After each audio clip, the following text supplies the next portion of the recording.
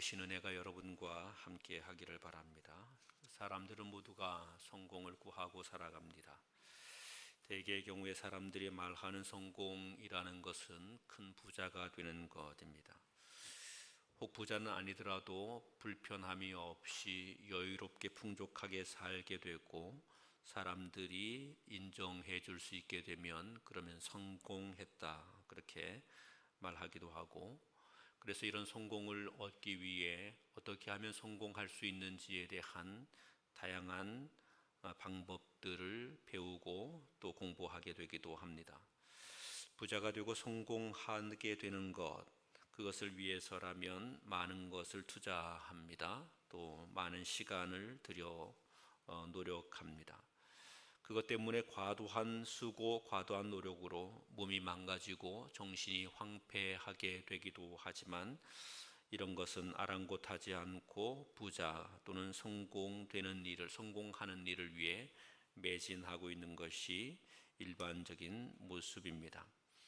재물을 얻으려고 하면 또는 성공을 하려고 하면 온 힘을 기울여야 하는 것은 마땅한 것이고, 또 우리 그리스도인들도 이 땅을 살아가면서 성공적인 복된 삶을 살려면 부지런히 최선을 다해 노력해야 될 것입니다. 저는 우리 교회와 성도들이 언제 어디서든지 복된 삶을 살게 되기를 원합니다. 하나님이 주시는 성공이 또는 하나님이 주시는 풍요함이 넘칠 수 있게 되기를 바랍니다. 누가복음에서 예수 그리스도께서는 우리의 삶에 추구해야 될 것이 무엇인지에 대하여서 잘 설명합니다. 우리가 함께 보게 된 이 누가복음 16장에서 그 중간에 이런 표현이 있습니다. 하나님과 재물을 겸하여 섬길 수 없다, 이런 말씀이 있습니다. 이 말씀은 우리가 하나님을 섬길 것인지 아니면 재물을 섬길 것인지 둘 중에 하나를 선택해야 된다는 말입니다. 하나님도 섬기고 재물도 섬기는 일을 할 수는 없다는 말이죠. 반드시 하나님을 섬기게 되든지 아니면 재물을 섬기게 되든지 이 둘 중 하나를 골라야 한다는 말입니다. 여러분은 무엇을 선택하겠습니까? 예수님께서는 이 말씀을 하신 이후에 한 비유를 들어서 설명합니다. 그것이 지금 우리가 읽은 본문 부자에 대한 이야기입니다. 한 부자가 있었습니다. 그는 자색 옷을 입었고 고운 베옷을 입었습니다. 날마다 호화로운 생활을 했습니다. 백화점 명품 코너를 다니며 최신상으로 나오는 좋은 옷을 골라 입었습니다. 최고급 요리사가 있는 호텔에서 값비싼 음식을 먹으며 그 음식을 자랑하게 되기도 했습니다. 좋은 차를 뽑아 타고 다니며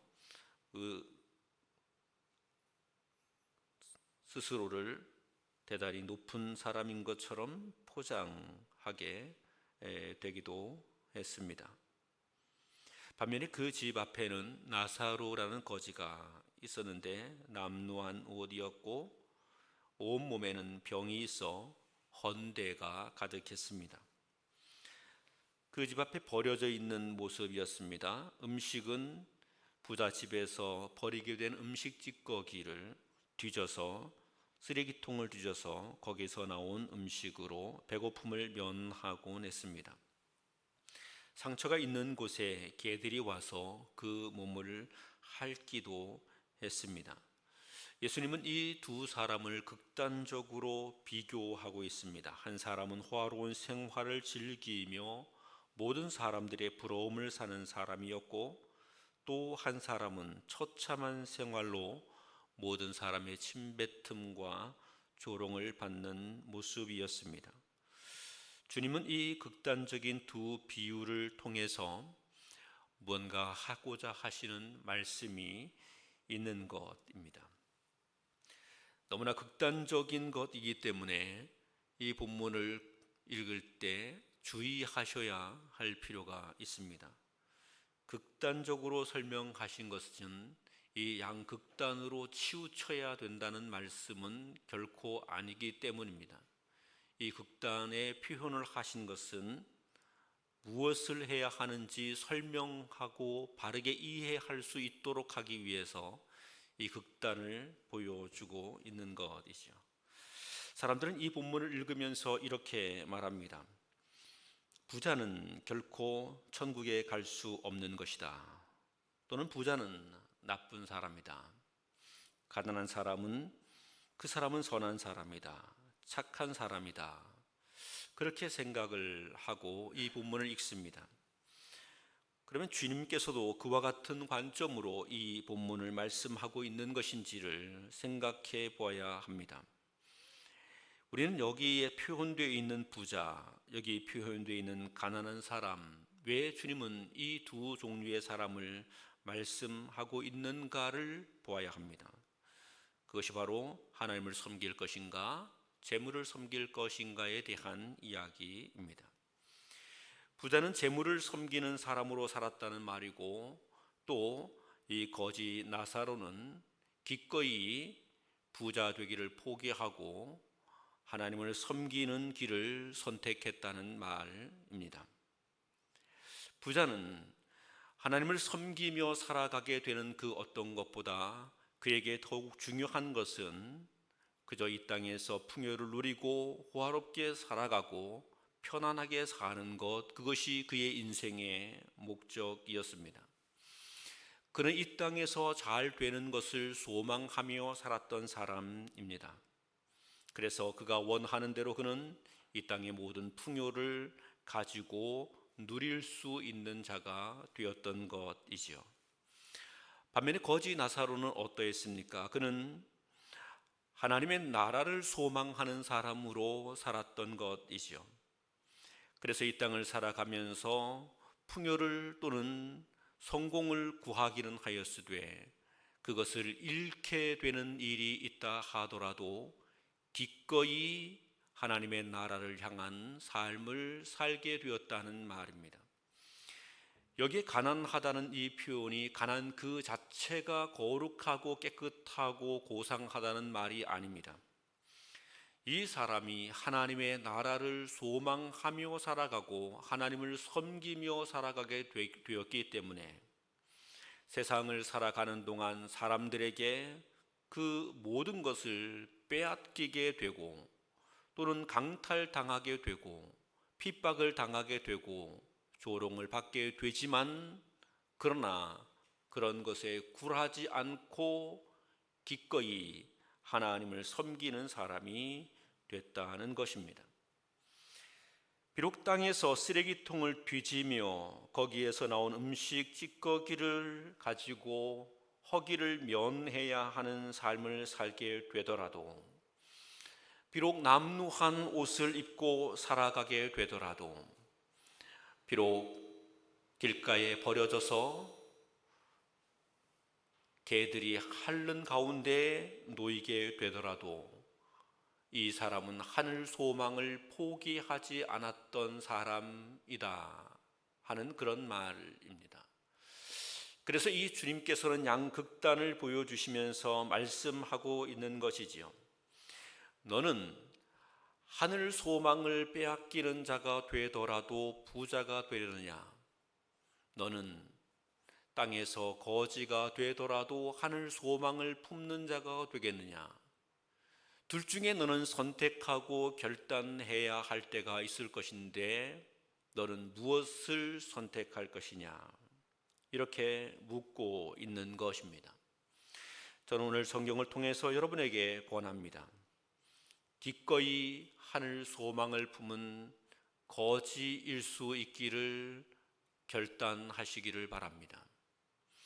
거지가 되더라도, 헌데 투성이가 되더라도, 개들이 핥는 가운데 놓이게 되고 사람들에게 버려지고 조롱을 받게 되더라도 하늘 소망을 품고 살아가는 저와 여러분 될 수 있기를 우리 주님의 이름으로 축원합니다. 예수님께서는 땅의 것에 대한 열망으로 큰 부자가 되는 것보다 기꺼이 거지가 되는 것을 선택하라고 하셨습니다. 하늘 소망을 가진 자가 되어야 한다고 하셨습니다. 그 이유는 무엇입니까? 본문 22절에서 이렇게 말씀합니다.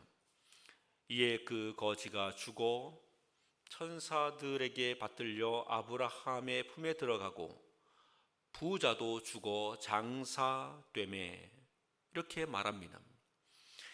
본문에서 중요하게 이야기하는 말은 죽는다는 말입니다.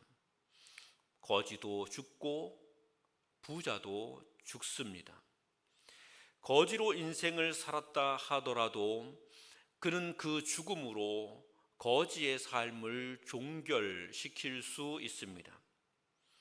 아무리 큰 부자라 할지라도 그가 죽음을 맞게 될 것인데, 그가 죽음을 맞게 될 때에는 그의 부자의 삶도 종결되게 되어 있습니다. 거지가 그의 인생을 마치고 계속 그는 거지로 존재하는 것은 아닙니다. 부자가 그의 인생을 마쳤을 때 그가 쌓았던 모든 재물을 다 가지고 갈 수 있는 것도 아닙니다.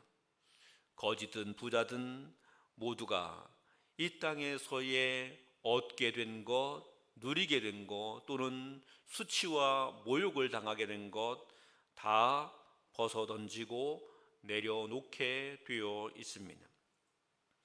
그러므로 주님께서는 이 땅의 것에 대한 소망, 이 땅에서의 성공, 이 땅에서의 풍요, 이런 것에 연연하여 있게 될 때, 그때 그의 인생은 죽음과 함께 아무것도 아닌 것이 된다는 사실을 말씀하고 있는 것이죠. 우리는 기억해야 합니다.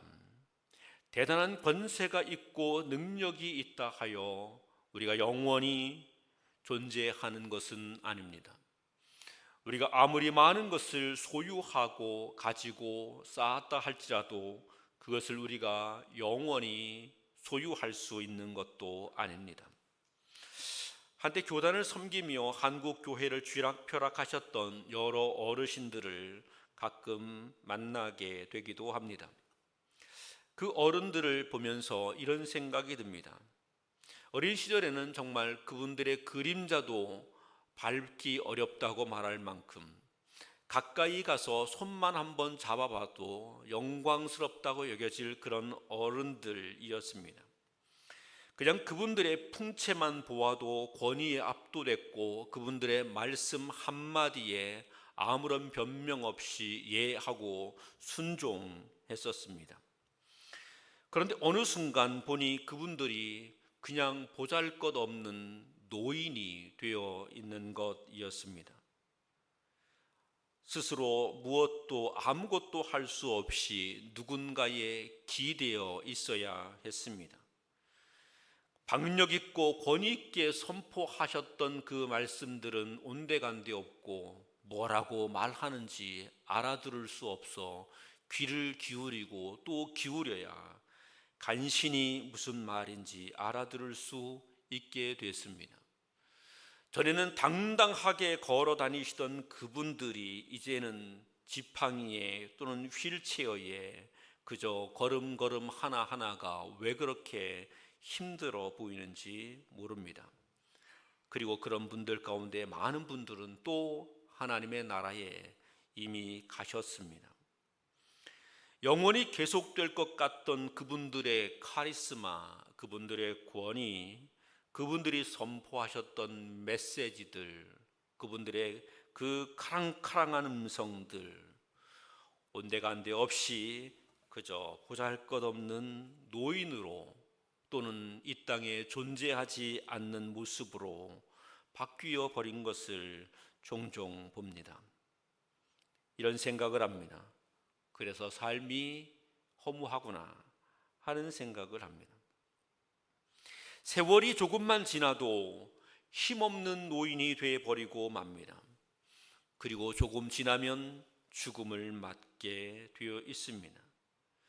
대단한 분이었는데, 엄청난 능력의 사람이었는데 그분들의 학식과 실력을 따라갈 수 없다고 그저 그분들의 말씀이 온전히 진리라고 여기며 듣고 따라갔었는데, 그런데 이제는 형편없는, 보잘것없는 사람들이 되어버리는 겁니다.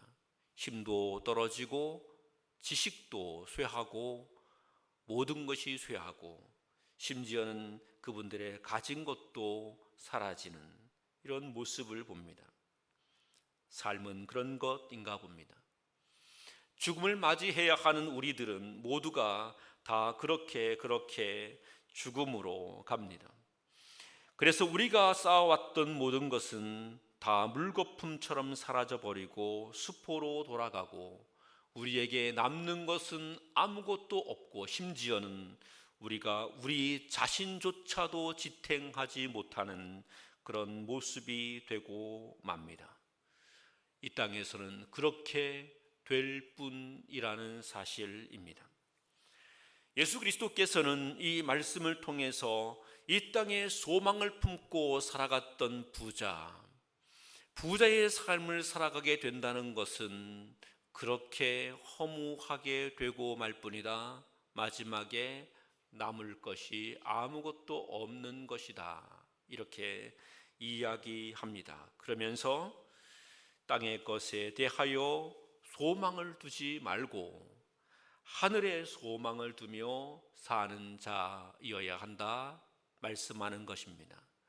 비록 이 땅을 거지처럼 살게 돼도, 이 땅을 남루하게 살게 돼도, 이 땅을 살아가며 초라한 모습으로 살아가게 되더라도 우리는 반드시 하늘 소망을 품는 자로 살아야 된다.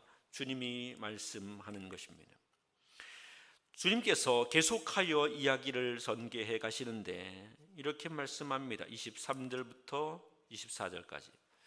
그가 음부에서 고통 중에 눈을 들어 멀리 아브라함과 그의 품에 있는 나사로를 보고 불러 이르되 아버지 아브라함이여 나를 긍휼히 여기사 나사로를 보내어 그 손가락 끝에 물을 쥐고 내 혀를 서늘하게 하소서. 내가 이 불꽃 가운데서 괴로워하나이다. 나사로도 죽었고 부자도 죽었습니다.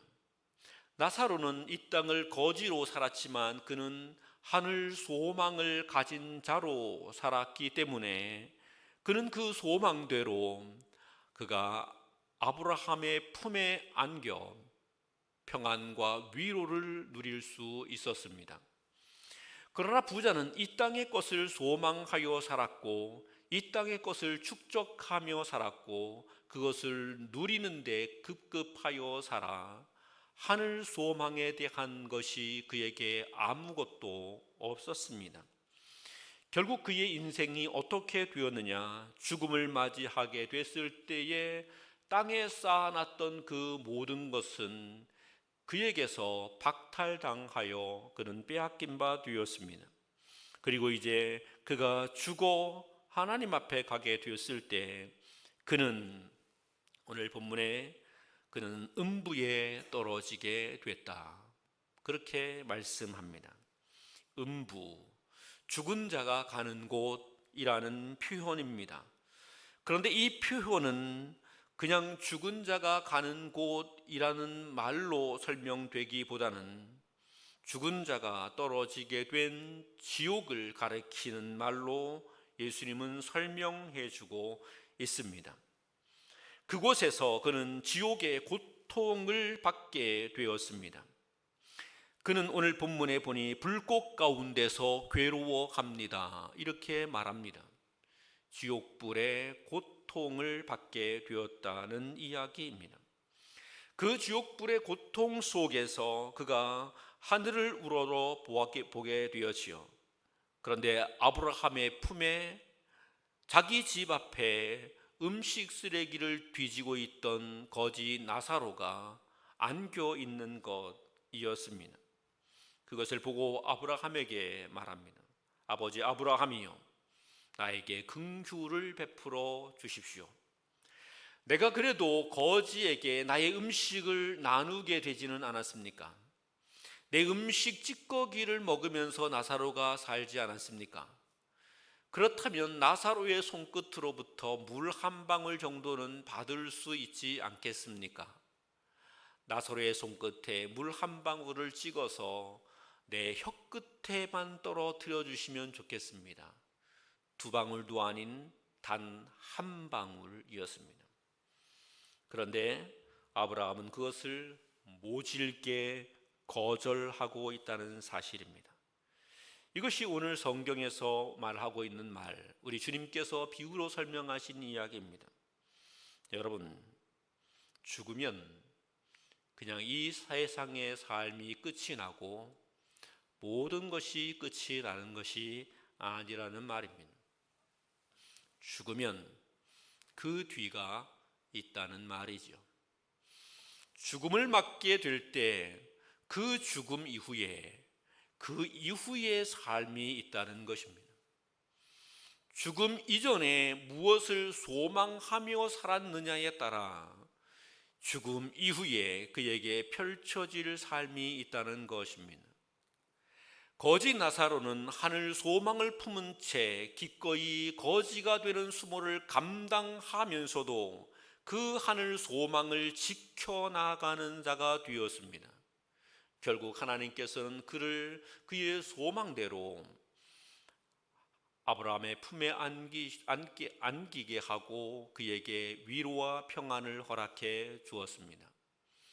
그렇지만 이 땅의 풍요에 매몰되어서 하늘 소망을 갖지 못한 채 살았던 부자에게는 이 땅에서는 그가 풍요를 누렸을지 모르지만 하늘 소망이 없던 그에게는 하늘이 있을 수 없는 것이었습니다. 그가 갈 수 있는 곳은 오로지 음부, 지옥이었습니다. 불의 고통이 있는 지옥입니다. 어떤 분은 이렇게 말한다고 합니다. 지옥에 가도 괜찮아요. 저는 여러분이 지옥에 가지 않기를 바랍니다. 지옥에 가도 괜찮다고 말하는 사람이 있다고 합니다. 지옥이 그렇게 만만한 곳이면 지옥이 아닙니다. 성경이 이렇게 말했습니다. 그 지옥은 불로 소금치듯 하리라, 이렇게 말했습니다. 그 불로 소금치듯 하리라 한 말씀대로 불 가운데 이 부자가 고통을 당하고 있다고 말합니다. 소금은 어떻게 뿌립니까? 소금은 골고루 뿌립니다. 골고루 뿌립니다. 미꾸라지를 잡아서 추어탕을 해 먹기 전에는 꼭 미꾸라지를 잡아서 소금을 뿌립니다. 혹시 보셨습니까? 못 보셨으면 시장에 한번 가셔서 미꾸라지 파는 데 가서 한번 추어탕 하려니까 미리 좀 해감 좀 해주세요. 그러면 거기서 다 해줍니다. 소금 막 뿌려줍니다. 소금을 뿌리면 미꾸라지들이 쌩 난리를 펴니다. 막 그냥 온 몸을 흔들고 파닥파닥거리고 뛰고 거기서 뛰어나오기도 하고, 그러면 또 뛰어나오면 그름을 다시 집어넣고 소금을 뿌립니다. 그냥 소금 몇 알 뿌리고 말지 않습니다. 미꾸라지들이 거품을 다 토해내고 축 늘어질 때까지 소금을 뿌리고, 그것도 모자라 문질러 대죠. 추어탕을 하게 될 때에도 미꾸라지에게 그런 정도로 소금을 뿌립니다. 지옥이 불을 소금 뿌리듯이 뿌리는데 불이 계속해서 떨어진다는 말입니다. 불이 끊임없이 떨어진다는 말입니다.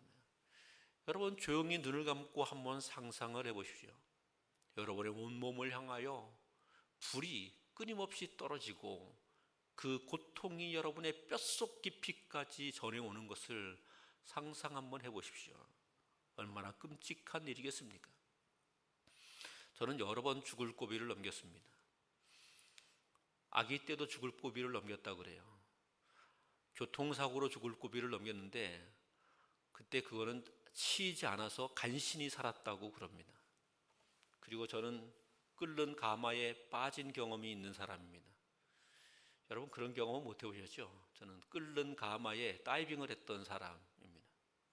옛날에는 그 부뚜막이 이상한 데 놓여 있어가지고, 그래서 그 솥단지를 걸어놓고 불을 때는 거기 꼭 문이 이렇게 있었습니다. 그 문을 열고 솥단지 쪽으로 떨어지는데 뚜껑이 확 뒤집히면서 그 뜨거운 물 속으로 제가 다이빙을 하게 됐던 사람입니다. 만약에 거기에 어른이 안 계셨으면 바로 거기서 그냥 탕이 됐을 겁니다. 그런데 어른이 계셔서 즉시 끌어내죠. 지금도 몸에 흉터가 조금 있습니다. 그때는 온몸에 화상으로 흉터가 있었다고 그러죠. 죽을 고비를 넘겼습니다. 그리고 또 죽을 고비를 넘긴 적이 있습니다. 물에 빠져 죽을 고비도 있었고, 군대 생활하면서 급성 폐렴이 왔는데 그냥 고열이 계속되는 것이었습니다.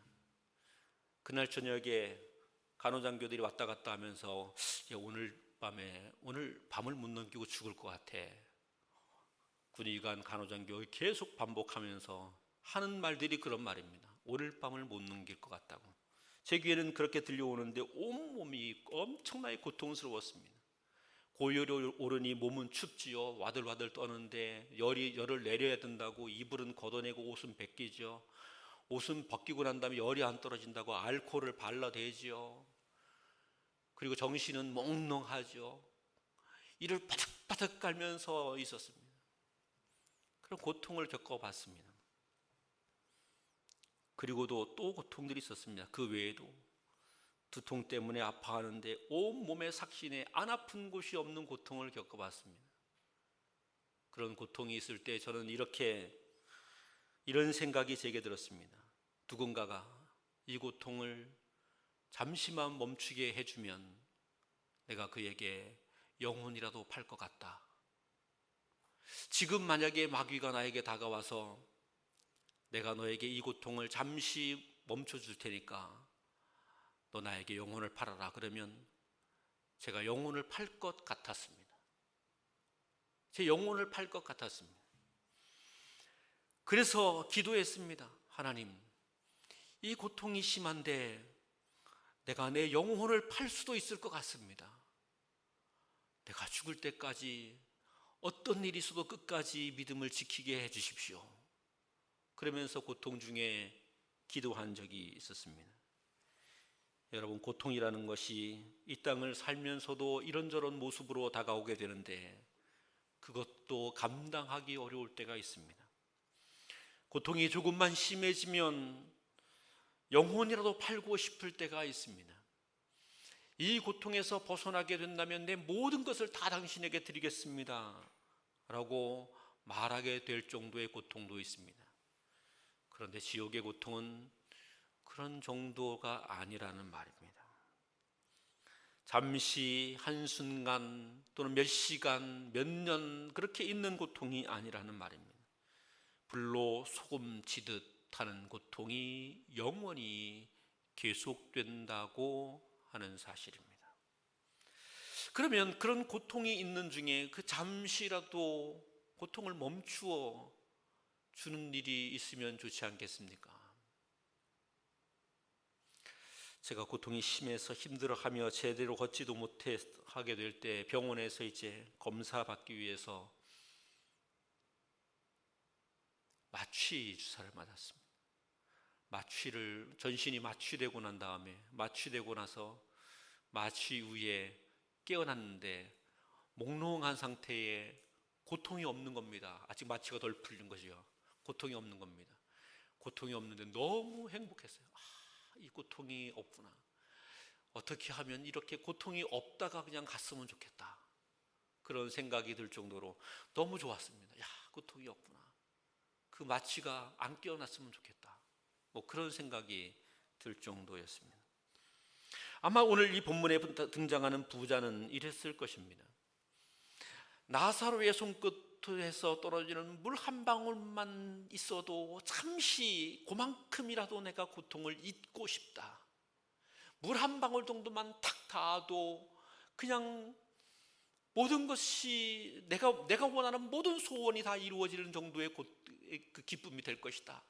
그래서 그 한 방울만을 달라고 했을 것입니다. 그런데 주님은 그 한 방울을 거절하십니다. 그 한 방울을 거절하십니다. 얼마나 잔혹합니까? 그런데 그 한 방울을 거절하시는 겁니다. 본문은 무엇을 이야기하는가 하면 이렇게 이야기하는 것입니다. 고통, 지옥의 고통, 그것 그냥 만만하게 견딜 수 있는 것 아니라는 말입니다. 아니라는 이야기입니다. 그 지옥의 고통은 물 한 방울의 자비조차도 용납되지 않는 그 끔찍한 고통이다. 물 한 방울의 자비조차도 용납되지 않는 끔찍한 고통이다. 그렇게 이야기하는 겁니다. 조금의 자비도 없습니다. 끊임없이 불을 가지고 지저대며 끊임없이 불로 그를 괴롭히는데 죽음이라도 맞을 수 있지만 죽지도 못하게 하며 조금의 자비도 용납하지 않는 것, 절대 고통을 온몸으로 감당하게 하는 것, 바로 그것이 지옥이다. 이렇게 이야기하고 있는 겁니다. 저는 성경이 말씀하고 있는 이 지옥이 그대로 존재함을 믿습니다.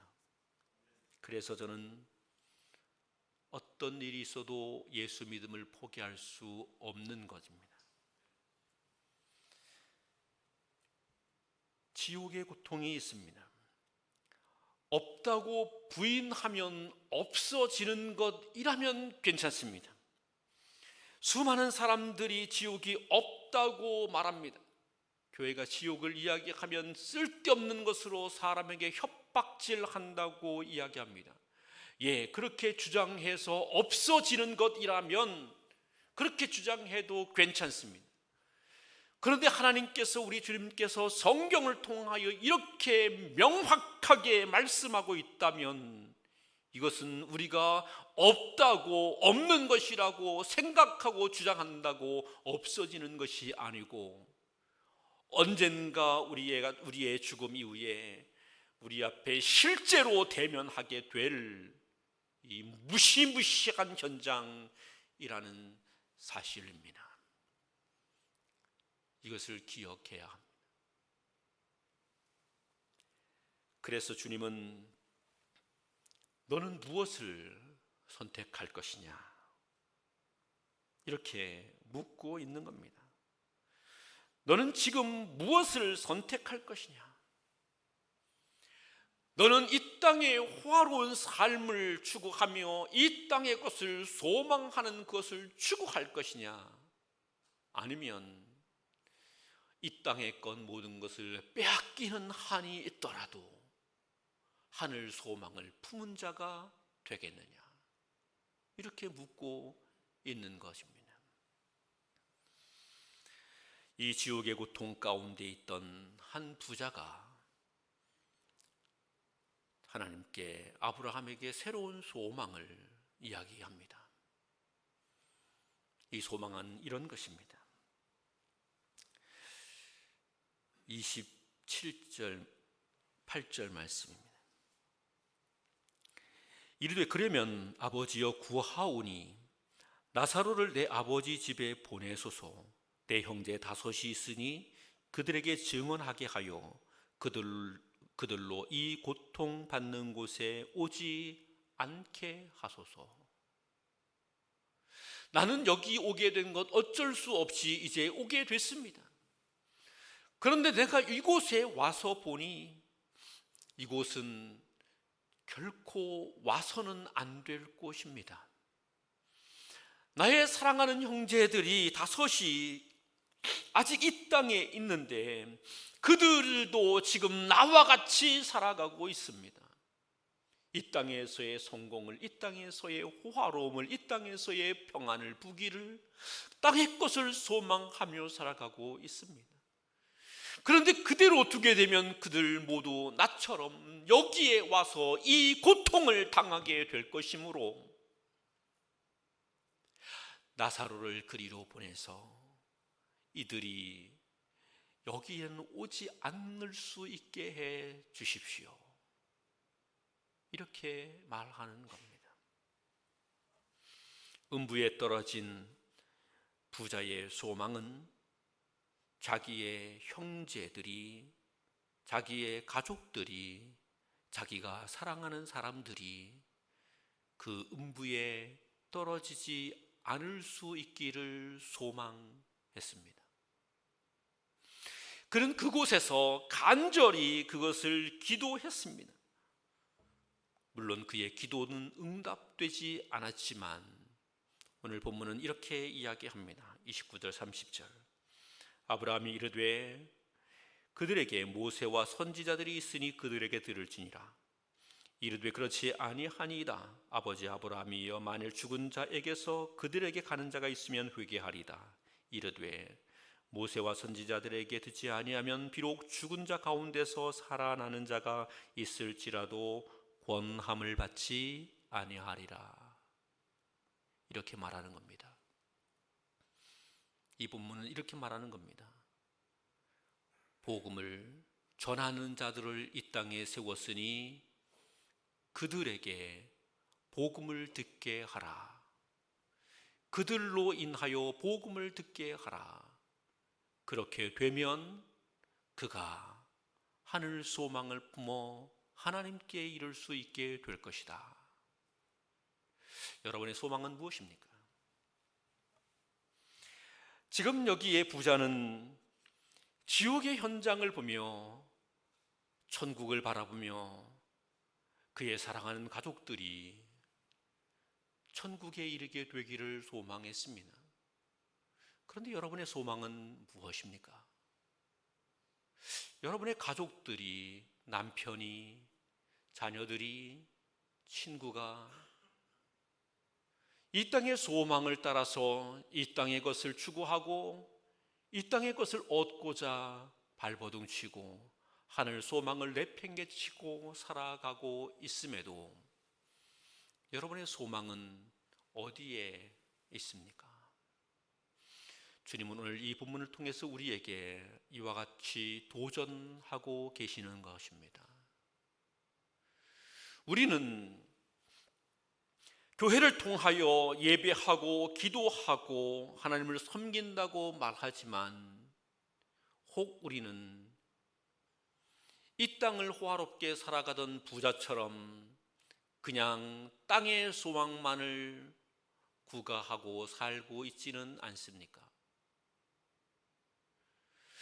적어도 우리는 예수를 믿는다고 한다면 지금 이 한 부자가 음부에 떨어진 이후에 그가 소망을 새롭게 가졌던 것처럼 이 간절한 소망을 우리는 품을 수 있어야 될 것입니다. 이 땅을 살아가는 동안에 하나님의 나라가 있음을 믿고 그 나라를 향하여 우리가 소망을 두고 살아가는 것뿐 아니라 우리의 사랑하는 이웃과 형제들을 하나님 앞에 복된 자로 세울 수 있기를 소망함이 있어야 될 것입니다. 저는 오늘 주님께서 우리에게 주신 이 말씀이 저와 여러분을 향한 권면이 되기를 바랍니다. 여러분이 복음을 전하지 않고 여러분이 여러분의 형제들에게 복음을 듣게 하는 자리에 초청함이 없다면 그들은 반드시 지옥에 떨어지게 될 것입니다. 그 책임은 여러분이 지셔야 합니다. 부자처럼 다시 소망을 새롭게 하여 이제 우리의 형제를 구원하고 그들이 하나님 앞에 설 수 있도록 하는 일을 위해 우리의 마음가짐을 새롭게 하고 도전해야 할 것입니다. 올커밍 생명축제는 이 일을 위하여 있는 겁니다. 올커밍 생명축제는 우리 교회를 부흥케 하기 위해서 존재하는 것이 아닙니다. 올커밍 생명축제는 그저 우리 교회의 교인 숫자를 늘리기 위해서 하는 것이 결코 아닙니다.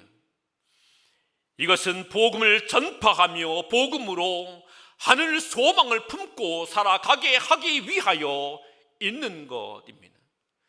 여러분들에게 하나님께서 주신 사명이 무엇인지를 다시 각성하여 일어나라고 말씀하시는 하나님께서 우리에게 주신 명령의 현장입니다. 이 일에 다시 주의 음성을 듣는 저와 여러분 되기를 바라고, 그래서 다시 복음으로 인하여 생명과 구원의 역사를 이루어가는 우리 교회와 모든 성도들 되기를 우리 주님의 이름으로 축원합니다. 기도하겠습니다.